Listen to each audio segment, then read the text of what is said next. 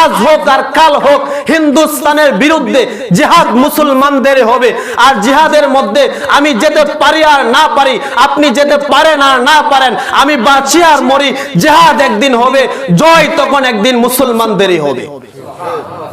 কারণ আল্লাহ তাআলা বলেন ওয়ালা তাহিনু ওয়ালা তাহজানু ওয়া আনতুমুল আ'লাউনা ইন কুনতুম মুমিনিন। রক্ত জড়াও, মায়ের খাও, জিহাদে যাও, সব কিছু করো, যদি মুমিন হয়ে থাকো দিন শেষে তোমাদের পক্ষে আমি আল্লাহ বিজয় দান করব। সুবহানাল্লাহ। যদি মুমিন হও, মুমিন যদি হও, রক্ত জড়াও, যত বড় রক্ত জড়াও, কোনো সমস্যা নাই, রক্ত জড়ুক। তবে মনে রাখবা, যেই জমিনের মধ্যে রক্ত জড়বে মুসলমানের, সেই জমিন দ্বারাই আল্লাহ তাআলা একদিন ইসলামী রাজ কায়েম করিয়া দিবে। সুবহানাল্লাহ। এই বাংলার জমিনের মধ্যে মুসলমানদের রক্ত ঝরেছে সবচেয়ে বেশি, আলেমদের রক্ত ঝরেছে বেশি। 28 অক্টোবর, 28 ফেব্রুয়ারি, 5 মার্চ শত শত আলেমদেরকে তারা খুন করেছে, শহীদ করেছে, রক্ত ঝরিয়েছে।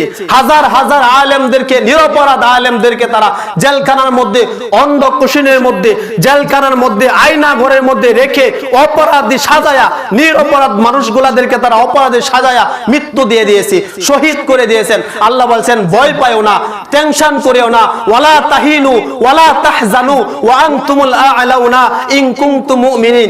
যদি মুমিন হয়ে থাকো, রক্ত ঝরুক, আয়না ঘর বানাক, যা বানানোর তারা বানাক, ওয়ামাকারু ওয়ামাকারাল্লাহ আল্লাহু খায়রুল মাকিরিন। ওরা ষড়যন্ত্র করতেছে, করুক না ষড়যন্ত্র, ওরা টার্গেট দিয়েছিল, দেখ না টার্গেট। আমি আল্লাহ বলি, সব শক্তিশালী দলগুলো যখন তাদেরকে কিচ্ছু করতে পারে নাই, আমি নাবালক কিছু সন্তান দ্বারা, নাবালক কিছু ফুলাফান দ্বারা তাদেরকে ক্ষমতা থেকে সরাইতে বাধ্য করব। যাই কোক, আমি আল্লাহ বলি ওয়ামাকারু ওয়ামাকারাল্লাহু আল্লাহু খায়রুল মাকিরিন। তোরা ষড়যন্ত্র করবে, আমি আল্লাহ কৌশল করা। যদি আল্লাহর পক্ষে তাকস, আল্লাহর দিন কায়েমের পক্ষে তাকস, তাহলে আমি আল্লাহ বলি তুই মাইর খা, রক্ত যারা, দিন শেষে বিজয় আমি আল্লাহ তোর পক্ষে দান করব। সুবহানাল্লাহ।